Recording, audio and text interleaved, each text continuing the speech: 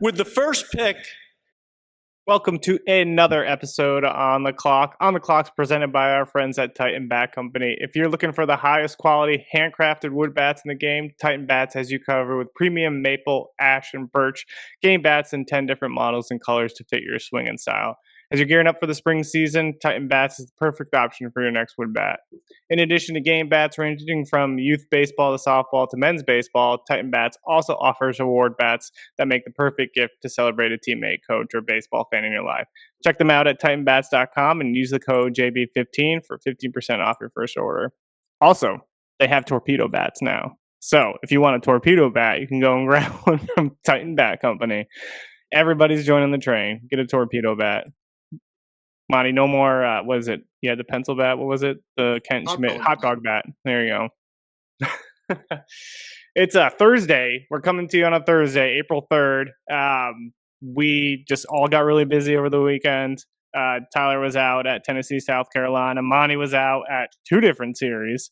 So we're going to get into those. What do we want to go with first here? Do we want to go Tennessee, South Carolina, or do we want to go Stanford, Virginia, go a little ACC action? Who's feeling up for it? Silence. Nice. It's also, just so you know, it is Thursday, but we are recording on a Tuesday night. Yes, we are. So I am a little distracted because, April Fools. Nathan Eovaldi, I just watched completed a complete game shutout of the Cincinnati Reds. He did. I've also got multiple games on for college. So if you see my eyes darting around, I'm seeing things, and they've already obviously happened, but no spoilers. Yeah, Monty is obviously not really here. He's here, but not here. No, but Kyle Lodise is about to come up, so I think Tyler should go first. Awesome. Yeah. Okay. Let's go to Tennessee versus South Carolina. So my first question for you, Tyler, is how good is this Tennessee squad? I think the best way to put it is top to bottom, probably the most complete lineup in the SEC. And this is saying something for a team that lost their top 5 hitters last year. Bring in guys like Andrew Fischer from the portal, who I think Fischer is highly underrated. Yes, it's a bat that's really kind of locked in at first base right now because of the fact that there's just no space for him in the outfield if you want to try him there. And I think at the next level, he's like a first base, that field type. Got to find a way to get the bat in the lineup. But Fischer works a lot of at-bats in his favor. He'll go down 0-2 pretty quickly. And that was the kind of case like the first game. The second game was to start kind of like get 0-2 early, but then battle and fight. And Fischer loves to lift the baseball. He coils his body really well, and he hammers heaters. And that's literally kind of like the MO with him. Like, there is some struggles with spin and some struggles with changeups, but man, like, it is really impressive what he can do when he gets a fastball. I think he had one ball hit 108, which was a really long single because he hit it so hard off the wall. Also had 2 home runs to dead central that were both 105 off the bat. And it was a really impressive weekend to kind of get in and look at that. So Fischer, I think for me, he was somewhere in the first round range for us on the top 200. Or sorry, he was at 30. So I guess like comp round, yeah. So he's a guy that I think is going to be really interesting in terms of evaluation moving forward. Is this someone that's like a Michael Busch kind of guy, where the bat plays, you just don't know where his position is at the next level, or does he evolve into something else? Is he like a legitimate corner outfield, type that can handle his role out there, But the bat's legit. I really do enjoy it. I think he's like a fringy back end first rounder right now. And speaking of another first rounder, Dean Curley. They're really impressed. Yeah, like Curley, I'm pretty impressed with. It's really quick hands. He had a couple of strikeouts late in the series. Like, just felt like he was kind of guessing a little bit, but when he gets his pitch in the zone, he knows how to handle him pretty well. It does a good job of holding velocity pretty well. Maybe a bit down from what he was last year. Like last year, he had like a 90% contact rate on fastballs. Maybe it's a little bit, down this year, but doesn't have a ton of swing and miss to his game. I would like to see him be a little bit more aggressive on pitches in the zone, but I think that's something you can iron out with, pro development. And there's legitimate power to both sides of the ballpark. He can handle third base really well. That's where he played all weekend. Really, really good arm strength across the diamond. It looked a lot better than what it was last year when he was at shortstop when I saw him at LSU. So I'm really impressed with both those guys. I think they're both first rounders. And, talking about some of the other guys too, like Gavin Kilen. Gavin Kilen was actually only in the lineup for like one at bat. Oh, interesting. Is there something going on there? Gavin Keelan's been they're really progressing him slowly with his hamstring, which was injured. I guess 2 weeks ago today. Like it was a midweek that he got banged up on. So he got one pitch hit at bat on Saturday, which was weird because we were really expecting him to kind of like be involved in the game. It was a ground out 6-3, but it was 1-1 off the bat first pitch. Like he did. It was still pretty impressive for what he was doing with the fact that his hamstring is not 100%. He was practicing pregame at second base, had good BPs. I could probably post the BPs at some point just to say like, hey, here's Gavin Keelan footage. But I think Gavin Keelan, despite the injury, is one of the most impressive bats in this class. I've been talking to a couple people where Keelan might end up being the best college bat in this class. Which, yes, it's a weaker class, but that's still saying something for a guy that last year had like a 3% walk rate. The approach difference this year has been insane on that front. And, just the bats in that lineup are still really good. They still got a couple of guys at the bottom of the lineup, like Manny Marine. He's eligible next year. He's a guy that can really pick it at second base. I think that's where he's been playing for most of the season so far. But, I don't know. It is a really impressive lineup. They're really disciplined with 2 strikes. Reese Chapman's another guy that really impressed me. There's a lot of swing and miss, but really good power. So I think he might be a guy like he might get drafted this year. If not, he comes back to school as a senior, does really well, kind of like an Hunter Ensley type, where he's like a senior sign next year or something. Yeah. But the tools are there. Like this is still a really good lineup. That's not to mention the rotation that they have still, even with guys like AJ Russell out. It's just, for me, it's the most complete team in the SEC. Yeah. Before we get into their arms, Monty, you scrunched your face when Tyler said that they were best lineup up and down in the SEC. Do you agree, disagree? I was just trying to think of who else might be in there. I don't know. Your thinking face looks like you're disagreeing, I will say. We have a dog now on the podcast as well. 4th host. Look at that. Hammy. That's Puck. Oh, Puck is now the 4th host of On the Clock, by the way. And if you guys are lucky, a 5th one will show up. But no, I just scrunched my face because I was trying to think of who else might be up there. LSU, Arkansas, but they're more pitching heavy. Yeah. So I was trying to think. I was like, is that right? So it wasn't necessarily like at first I think it was like, is that right? And then I thought about it, and I was like, okay, he's fine. Yeah. Tyler, so you got to see the guy who's kind of been making headlines most of this year in college baseball, Liam Doyle. I know we've kind of talked about in the past with there being some reliever risk there, but I think he still struck out 11 guys when you saw him. 11, something like 11, 13, somewhere in that range. Yeah, it was 11. And the thing with Doyle is he's going to be a really risky evaluation because of the fact that there's so much reliever risk to his profile, He's had the situations this year where like deeper into games, stuff dips down. He only really completed 6 innings for the first time this year, last week against Alabama. Yeah. And that was after walking, I think, 3 guys in the second, having really, really tough go against a really talented Alabama squad. So, it was nice to see him kind of bounce back a little bit. Like, yes, he gave up 5 runs. My thing with scouting is don't look at the line, but look at how he kind of actually pitches. Yeah. There was more pitchability on Friday night than I've seen in the past just by watching film. It wasn't a guy that was like, here's fastball, here's fastball, here's fastball. Mm-hmm.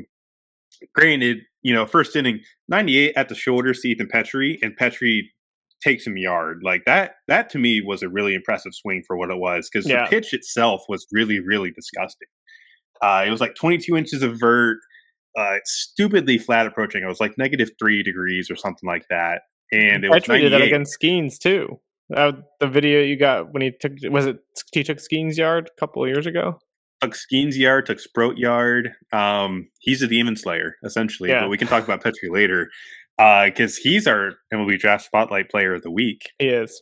But, with Doyle, like, he was mixing into splitter often early in the count, especially in the first 3 innings. Like, the splitter itself could be a plus pitch at the next level. I think there's some legitimate stuff there. Really dives away from the bats of righties, and they really could not touch it when he located it away from them. He didn't really flash a cutter. It was more like a curveball sweeper. He kind of mixed between the two. But he would throw it early to get strikes, steal it early, kind of get ahead in the count, and then like set up the fastball up, or kind of just get the fastball to a point to where if it's close on like a 2-strike count, it's strike 3. But I did notice towards the end of the outing, he wasn't using the splitter enough, tried to get guys out with a slider, and it just didn't really work out. That's why he had a bunch of hits against, I think it was like 9 hits, but he also did strike out 11 guys and only walked 1, I do believe. So like he held his stuff pretty well. Got up to 98, 99, was still hitting 97, 98 in the 5th inning. So I think personally, when you look at what he is, like, yes, it's a ton of effort. There's a lot of stuff that really scares people away from starter profile. Yeah. But moving forward, I think he can start until he proves to you that he can't. Even with the effort, even with the delivery, I think it's a pretty deep pitch mix for what it is. I think I counted like 6 different pitches. But it was really impressive seeing what he was able to do. And it gave me kind of a different look on that profile as well. Like, yeah, do you think he's a reliever? It's not out of the question, but I think he's done enough now to kind of show like, hey, he can start the next level and kind of move pretty quickly if you want him to do that. But I think there's some more polish that needs to be added there, especially with some of the spin as well. Like the cutter, if he starts throwing it more, I think the cutter is a fine pitch. I think the breaking ball with the sweeper and the curveball needs some more bite. But, I think that's something you can be taught at a pro development level. I think the fastball split combo is one of the most lethal duos in the country. And even with like Marcus Phillips, the Saturday guy, he's really just 2 pitches. But 96 to 99, to kind of start the outing, he held it velo pretty well. It was like 94, 96 later on in the outing. Command kind of wavered a little bit because the arm action is kind of long and he's got to really do a lot to get on time. But, for me, it might be the most lethal 1-2 punch in the country with the fastball slider. Like the fastball is very cuttery. It's not a big carry monster like what Doyle has, where he's getting like 20 inches of vertical carry mixed in with like 10 inches of run. It's a very like a Joey Volchko fastball where interesting. It's going to have more cut than sink, and it's limited vertically in terms of carry. So like he maxed out like 15 inches to carry, but if he can locate inside to lefties, that's a ground ball pitch. And I think people don't understand how good of a cuttery 4-seamer can be in terms of inducing ground balls like a sinker would. Like, it's really tough to barrel up. And, he was holding velocity well. It's like a 5'3" release height with 7 feet of extension. And not to mention, the slider has insane bite. It's very little vertical action. It's a pure sweeper. He gets up to 10 inches to sweep, and he throws it really, really hard. And I think he flashed a changeup at like 93, which caught us off guard because we thought it was just a normal like 2-seam. So it may have could have been. But, I think Phillips, he definitely needs to learn some more pitches moving forward. Like I think he's a prime candidate to add a sinker to kind of help his arsenal a little bit more. But I would wager to say like both pitches are probably plus, has good command. He can kind of waver a little bit, but big, broad shoulders, big, husky guy. I think he's like 6'5", 246 or something like that. I think is what he's listed as. I think he's going to go pretty high this draft, and I wouldn't be shocked if he's like a top 50 pick. I think we got him at 50 on our top 200, which if you haven't seen, go check it out. But yeah, like Phillips is pretty legit. I think they're both going to go pretty high, him and Doyle this year. Yeah. Love to hear that. Before we get into Monty's conference, the ACC, so you can have some fun here. The last guy I want to talk about, and unfortunately, I don't want to talk about South Carolina as a team as a whole, because that's not a fun conversation. Sorry, Terry Rooney and all our friends at South Carolina, but let's talk a little bit about Ethan Petry. He's going to be our MLB Draft Spotlight player this week. I know you had an article that came out not too long ago, kind of just with some of the concerns, but it seems like what you saw this weekend kind of addressed a lot of those concerns. Yeah, that evaluation is kind of looking like it's aging like milk. Is probably the best way to put it. I think I mentioned at the very end of that piece, like, I will admit to being wrong if I am, and Petry has proven me wrong so much over the past few weeks. Like, his K rate has dropped from 25% to something. It's like 12% now. Contact's gotten so much better. He handles velocity better. That home run he hit against Doyle really puts into perspective how much improvement has made with the bat path. And to get to a pitch that high and do that kind of damage to it is really impressive. Like, I think you can argue maybe there's a bit of power being reduced just to get to this hit tool, but it's not a 4-hit tool anymore. It's higher than that. It's really boosted the profile as it is, because realistically, he's a first baseman at the next level. I think he gets tried out in right field to start, maybe see how far we can go with it. But I think at the end of the day, like, talking to some scouts and even going through some of the video I've seen in the past, like, I think just with his size and mobility kind of not being there, I think he is a first baseman. But having the hit tool turn the corner like it has, like, it's been really impressive to watch, man. And I'm really excited to see how much further he can take this, and can he hold it the rest of the year? If he does that, he might sneak in as a first rounder. I think I boosted him up to like a comp round guy, if not beginning of the second, on the top 200 update. And I genuinely would not be shocked if he goes any higher than that at this point. Like, the 180 he's made with the hit tool has been amazing. And if he can find that balance between not having to sell out for power, but also maintaining the hit tool, if he can find that balance, I think he's going to do very, very well at the next level, with the fact that he is walking at a solid rate. The K rate, like I had mentioned, has been basically cut in half. So I'm really excited to see what happens here. He's really proven us wrong on that evaluation piece beforehand. And hey, maybe they read it. Maybe they read it and they saw that and decided, hey, let's start doing some of this. You heard it here first, Tyler, getting credit for Ethan Petry's turnaround. Exactly. But in all reality, like, I've been genuinely impressed with how he's looked the past few weeks, getting some live looks in, and there might still be one more in the tank this year, because South Carolina has a really good home schedule. But Monty is getting antsy that I'm kind of ditching him for the SEC so far. So I'm going to have to go back to do some ACC stuff here, especially with the Lodise cousins going ham right now. You did ditch me. So I'm back this let me weekend, correct don't that. worry. By the way, speaking of which, both Lodises tonight. I mean, Alex just added some insurance runs with a two-run single to extend Florida State's lead over Jacksonville 11-8. So they're both still red hot. They both went 500 over the weekend with a combined 7 home runs and 20 RBIs. So not bad for them on the weekend. That is absolutely insane. I talk a little bit more about the Lodise. I was going to start with Stanford and Virginia, Monty, with you, but just since we're already on the topic of the Lodise cousins, I know you've seen Kyle a ton out at Georgia Tech. I think you've caught Alex right at Florida State as well in the fall. Not this season. I have not this season at all with Alex, but last season I saw him a bunch of times, and big fan of his. I've interviewed him a couple times. Obviously, interviewed them both in the fall.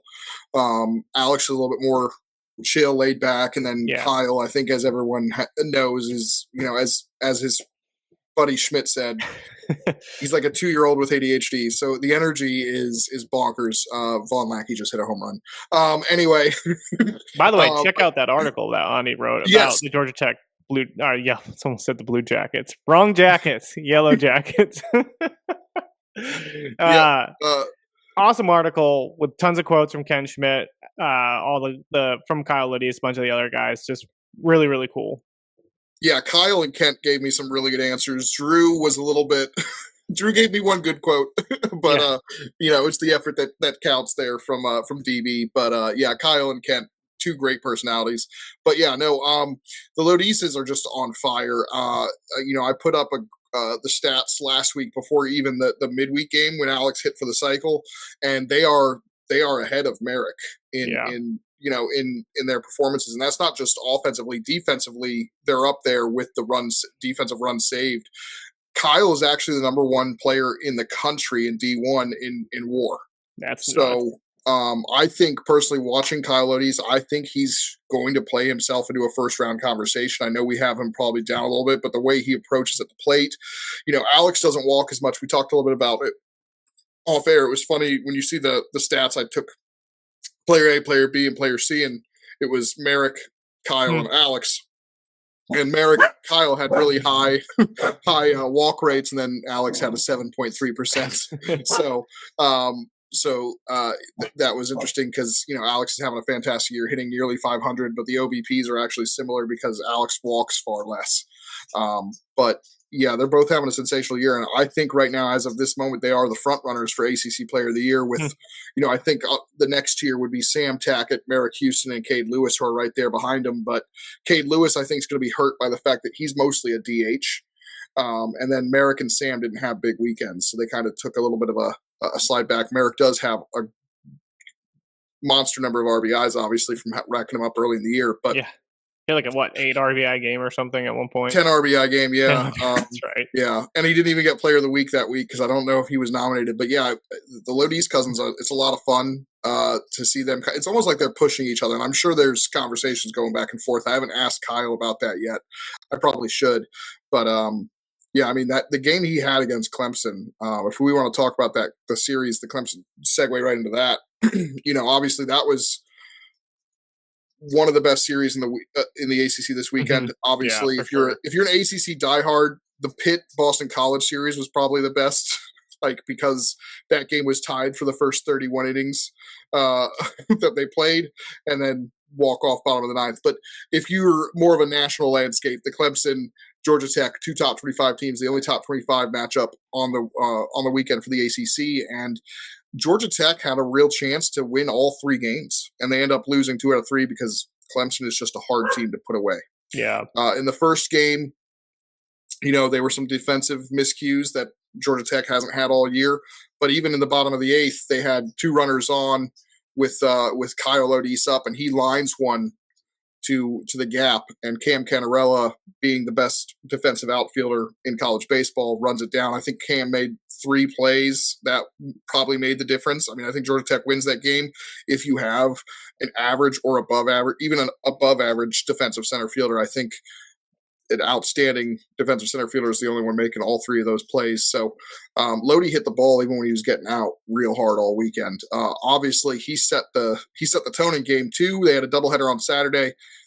He hits a 3-run blast to make it 3-0 off Ethan Darden.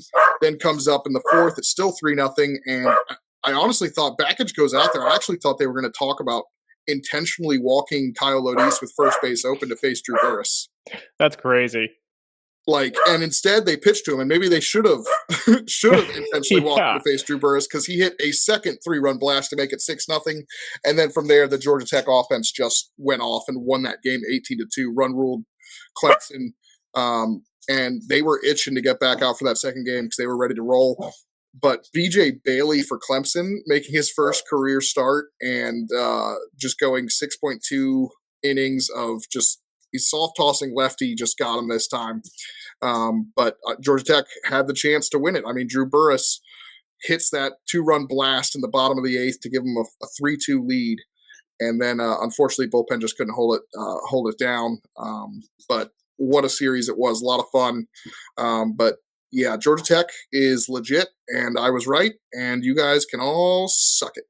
Yeah, you were the only one that ranked them that first time. And because you ranked them so high, the aggregate put them into the top 25 for us. Yeah, now what are they? They're still ranked. Yeah, and by the way, they lost a series, and they came in 25 for D1. Yeah. D1 was so impressed that they kept them at 25, even though they lost the series. Yeah, we bumped them after that and then brought them back. Yeah, because I didn't vote that 1 week. That's Monty was out, so we lost Georgia Tech out of the top 25. You were also at Virginia and Stanford, and kind of speaking of, to Tyler's point of being wrong, were we all wrong in Virginia? Is Virginia back? Yes. Oh. Until they're dead. No, they finally looked like a version of last year's team. The pitching's still rough. Yeah.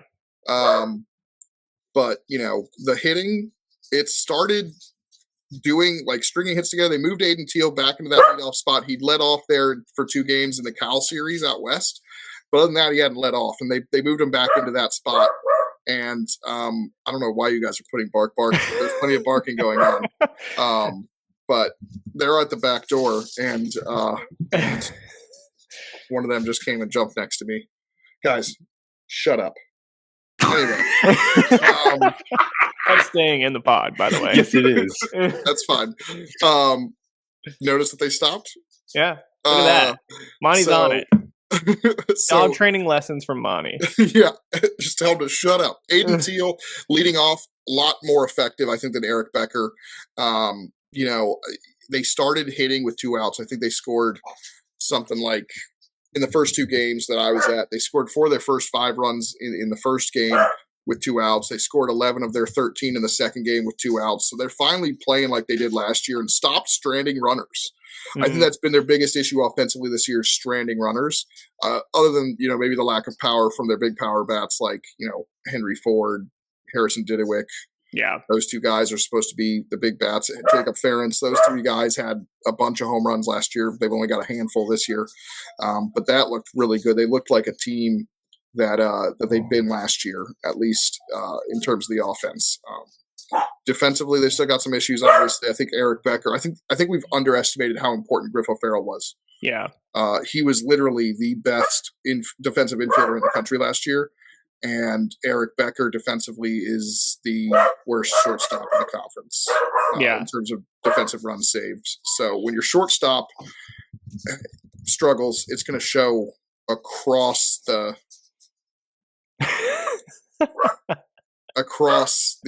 diamonds, So, but yeah, I think Virginia could be back. I mean, we're going to really find out when they face NC State because Stanford's reeling.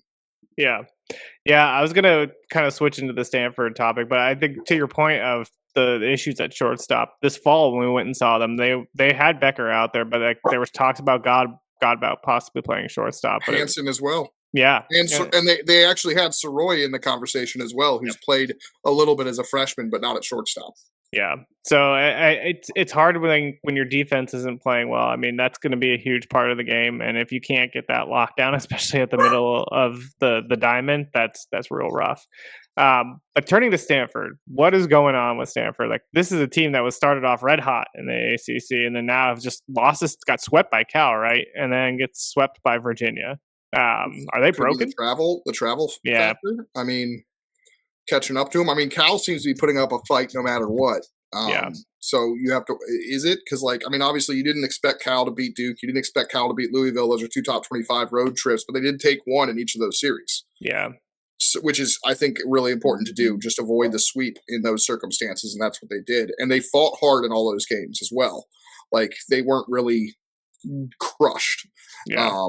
And yet Stanford looks a bit broken. The pitching has not been what we have.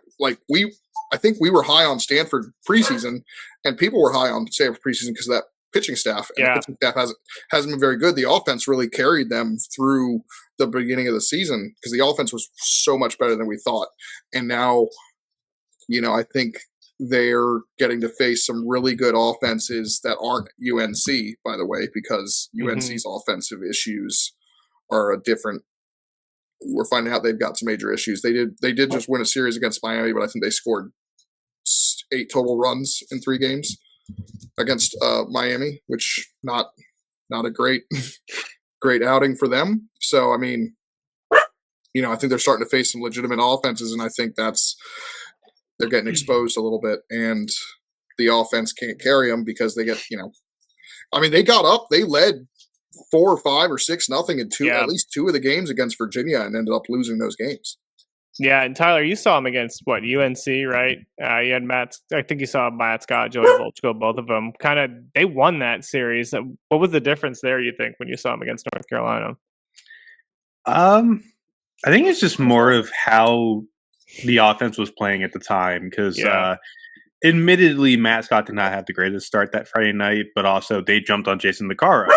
Mm-hmm. And Volchko really kept that UNC lineup in check on Sunday with he's like I mentioned earlier, he's got that cuttery 4-seam, gets a lot of ground balls, slider, really good curveball. I mean, me and Monty talked about this before. Volchko throws a curveball like 86. Yeah. And it moves so much as a 12-6 curveball. So there's a lot to like with what both those guys have. But I think what Monty mentioned with the travel kind of catching up to these guys, what was it? Like I know Cal's had to go. They had Virginia, then they had Louisville or something like that. So it went Cal went Duke. Yeah. And then back home to Virginia. They swept Duke too. No, they lost. Oh, sorry, Stanford. I was thinking. Cal went to Durham, then back home to host Virginia. Then they go and sweep Stanford. Yeah, I think so. And then they went on the road to Stanford. So that's a nice little travel for them. That doesn't count as an East Coast road trip, right? Yeah. And then they went to Louisville and played a hard fought series there. Got walked off Friday, won Saturday, and then lost Sunday. Yeah, not great. But Stanford's done at UNC, Duke at home, obviously Cal at home, but then you travel out to Virginia, which is just brutal, you know? Yeah. I've got bad news for Stanford. They go to Georgia. Oh, they got to go to Clemson, then they got to go to UP too. They host Tech. They got to host Georgia Tech first. I mean, that's right. Clemson. They're at home, but Georgia Tech is going to feel pretty confident and pretty mad about the Clemson series. I mean, they're taking it out on Mercer right now. They're up 11-0 in the fifth inning. So the Georgia Tech offense is, I mean, even without Kent Schmidt in the lineup, I mean, I think Tyler Nisus has been in and out of it. So like even without those two guys, they're still just lighting it up, and they're getting more freshmen in now. Like Will Baker's getting playing time because of the Kent Schmidt injury. They're getting Connor Schaus made his first start of the season tonight after hitting a home run against Clemson. So yeah, Stanford's not gonna get an easy kind of stop here. So they're gonna have to. Yes, they get to go back home, but now they're facing one of the, in my opinion, a top 3 ACC team right now. Yeah. Yeah, it's crazy. And another team I want to talk about that we talked about Stanford playing as Duke. So you saw Duke and NC State. I think these two teams are confusing me the most because both have had their hot streaks and their cold streaks in the ACC. You think Duke's back? Duke's been back. They've won 7 of 8 games. They beat the crap out of UConn. They beat ECU. They swept Virginia at Virginia for the first time in 118 years of playing them. And then they took 2 of 3 from NC State, including a run rule. I mean, they had a pitcher go 6 innings for the first time since Santucci last year. Mm-hmm. All 3 Duke starters went 5 innings at least. When's the last time that happened? I mean, Zatkowski was supposed to be an opener on Sunday. He just casually goes 6 innings. I think Duke's in a good spot. I mean, it's funny you said we think they've had their cold streaks as an ACC. We're counting that Cal series as part of their cold streaks. They got run ruled in that first game, but they won that series. Yeah. So the only thing you really have to throw at in terms of ACC play is them getting swept by Stanford, and they had to go out to the West Coast. Yeah, that probably didn't work out too well. So like you can almost throw that out. So like Duke might just be good, and NC State offense inconsistency. Yeah. Well, Tyler, I know you talked about them. You thought they were back. You had mentioned we were talking in the chat that you thought NC State might be back somewhat, but what are your thoughts there? I think inconsistency is probably the best way to put it. I know, like, Alex Sosa, when you look at that profile, there's a lot of swing and miss against sliders, and I think he's been getting a lot of those this year. And I think he's also dealing with, like, I had just seen it from Brian Pirtle, Baker's cyst, which I think is, like, a knee issue. He got beat up over the weekend. Yeah, behind the plate. So he was off Sunday. Yeah. So again, it's a young lineup, still trying to find its bearing. You're still having some issues with the pitching too. Like blow up innings have been a thing recently. They have. They put Ryan Jaros in the lineup though, and that's good. Jaros, you called the first home run. He's too good of a hitter to leave out of the lineup. I understand you need Hefner in there, and so I guess they're just going to try and get creative to get Jaros in the lineup. Avent did say he's been working out in left field to try and get him out there. Obviously, they put him at DH this weekend. Because I think the way his approach works, I think he's essential to get in there because you can't have if Hugh and Sosa are cold at the same time, you're screwed, and that's what's happened. Yeah, and I think NC State's got Virginia next. So Tyler, are you going out to that series?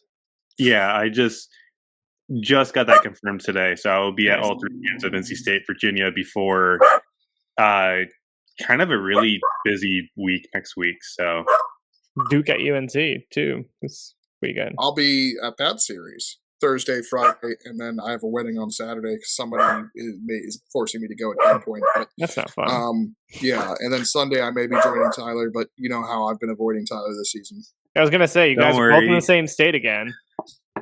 It's mutual. I'm trying to avoid Monty as well. My plan is I will be at UNC probably each of the next 2 weekends, with maybe a side trip to Blacksburg for one game for Florida State. But UNC has the Thursday games each of the next 2 weeks. They've got Duke this week and then Wake Forest the following week. Yeah, it's just wild to me too that you all were like 20 minutes from each other and decided not to say hi. I have to cover ACC teams. I don't know why my job is to cover the ACC. Tyler chose not to care about Boston College. Sad, Tyler.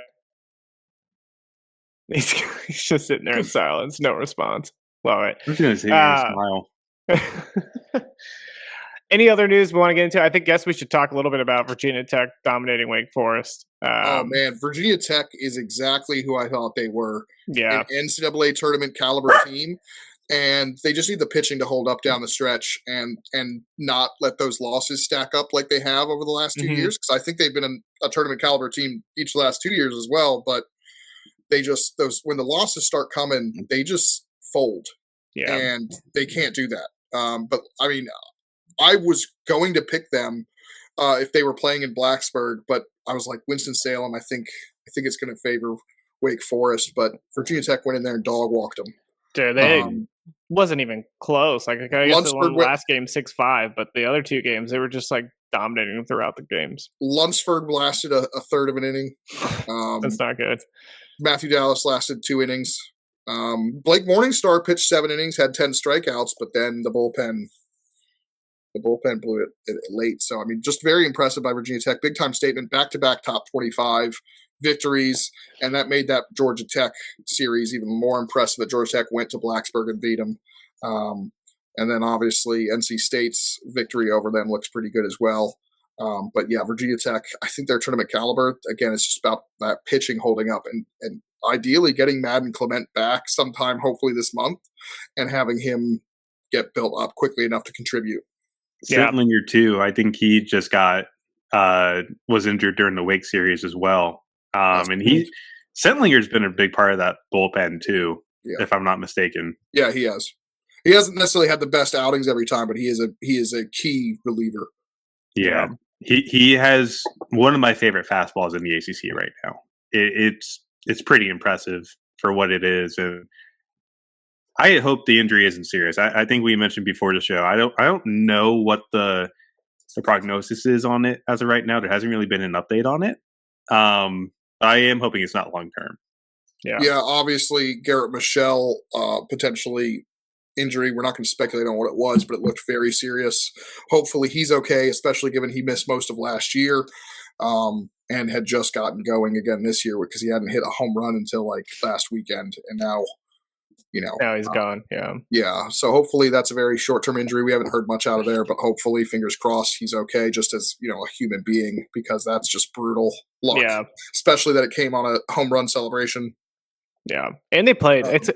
Like you mentioned too, Monty. Like Virginia Tech played Georgia Tech tough, and they took a series from Louisville. So like they're having a super strong start to ACC play, and it's like having those guys go down with injuries it sucks. And they'd already been dealing with injuries because, like I said, Clement had been out. Logan Eisenrich had been out for a little bit. Cam Lejeune, I think, had been out for a little bit. So, like, they'd already been dealing with the injuries, and now it's they get some guys back, and now you've got 2 more guys going back out. Yeah. Speaking of injuries, probably should talk about Max Belyeu from Texas out for their regular season. It sounds like maybe they'll try to make a push for the playoffs, but I mean that's going to be tough. That guy's been kind of the catalyst for the Texas Longhorns lineup. I think when we had Nolan Kane on and interviewed him, he talked about how like that lineup kind of goes around Max. I mean, it helps when you have Will Gasparino hit 5 home runs in 4 games. That'll help kind of take some of the void off of Max. But Tyler, what do you think about? I know Max is a big draft guy. How is this going to impact the Longhorns? It's going to be a big impact because I do believe that he was their best hitter, and this is saying something with like Adrian Rodriguez has been pretty good for a freshman to start the year. Ethan Mendoza is a good table setter. You mentioned Gasparino, having the week that he had, but I think the lineup itself should be able to withstand losing a guy of his caliber. Granted, I think looking at what Belyeu was before the weekend, like, yes, the power is kind of upped a little bit, but I think the approach has been kind of iffy, probably the best way to put it. Like, it's a lot of chase. It's been a bit scary to kind of look at the chase rate go up from what it was last year. But, again, he's a leader, big part of that lineup. And, I think he was trending towards being like a back-end first-rounder with the performance he's had this year. And I'd imagine there's going to be some hit to his stock as a result of this, but we'll see what happens. Like, we mentioned something with hand injuries, like Brendan Summerhill is going to be out for another couple of weeks with a hand injury. It's kind of like a similar injury from what I've been told too. So, we'll see. But I do think that Texas does have the depth to kind of handle this. And I think the news even too on like Adrian Rodriguez, like the injury they thought was going to be serious isn't as bad as what it was. So he'll be back soon. So I think they will be fine. Like Rylan Galvin's been really good recently too. So they've got the firepower to continue going and go pretty deep in the SEC tournament and potentially even the NCAA tournament when we get to that point. Yeah. I don't think we have anything else to cover. Do you guys have any final thoughts besides barking, Monty, on your end? No, I'm good. Mammy's being annoying, so I'm holding him hostage. Nice. Love it. Tyler, any final thoughts for you? 5th host. We got 5. 5 of us. Do we have to put the dogs into the header now? Can we do that? In the header. We can add them to the draft board. Oh, I mean, they're already going to be 1-1 and no, they're just both 1-1. Oh, nice. Because dogs are amazing, dogs are great, and they're always good. Like, I'm pretty sure that they're yelling at the neighbors because they think they're the neighborhood police, and they're like, "You have a permit to be working out there?" That's what they're barking about. I would bark at that too. Yeah. God forbid anybody did anything making noise in my neighborhood without my dogs reacting. I was going to make a joke, but it's probably too dark for what it is. And Tyler's going to end it on that note for us. Yep. But I will say, just like moving forward to what we have upcoming, next week's a big week for me. I'll be doing the NHSI tournament down in Cary. And then probably getting one last SEC feel in, going down to Athens for he's so mad right now for Arkansas and Georgia. Which is going to be great because just means more to Tyler. It does, but hey, I'll be back to ACC the rest of the year after that. No, we don't want you anymore. Oh, okay. I see how it is. Yikes! I see how it is. Okay, but you hang out in Big Ten country, buddy. Hey, don't talk about the SEC. Don't crap on Big Ten country. All right. Hey, well, actually, I can't even say that. Oregon lost to Ohio State this past week. I was anything. But yeah, so that's what my schedule looks like. Week after next, and it's nice loaded this year. I'm really excited to see all of the high schoolers during that because we really don't even get to see the high schoolers much. Yeah, this time of year it's usually college loaded, and my work schedule just doesn't work for it. But we're making it work, so that's all that matters. So expect more content from that. Going to work on some more stuff for like 2026 class as well. I got an interesting one I'm going to be writing up here shortly, and got some mock draft probably in the next month or so. Nice. Yep. Love it. Monty, what do you got this weekend, series-wise? So I'm hitting up North Carolina Duke Friday, Nice. Saturday, and possibly, Sundays. The tricky thing with Sundays is it backs me up work-wise if I go to a game on Sunday. But if I have time, I'm going to try and go to Virginia, NC State Sunday, and then the week after UNC Wake Forest, and possibly a little bit of Virginia Tech, Florida State. Love it. I got nothing. See the other Lodise. Nice. I got nothing this weekend, but weekend after, I'm hoping to get Oregon versus Maryland and Troy versus James Madison. I thought you said you were finally getting back this weekend. That'll be 4/11. That's when Oregon comes to Maryland. That's brutal. Yeah. So I'll go to probably Oregon, Maryland on Friday. Then Saturday, Sunday, go to JMU to watch. You don't want to go to Pitt, UVA? No, not really. Sorry. You're on your own for that one. I'm not going to that one. Like I said, I'll be at Wake Forest, UNC, and then Virginia Tech, Florida State. No. Then why are you getting mad at me for not going to Pitt, UVA? Because no one's covering UVA Pitt. Sorry. I mean, someone will be there. It just won't be us. Somebody will be there, yes. My local friends. I'm going to Bradley might be there.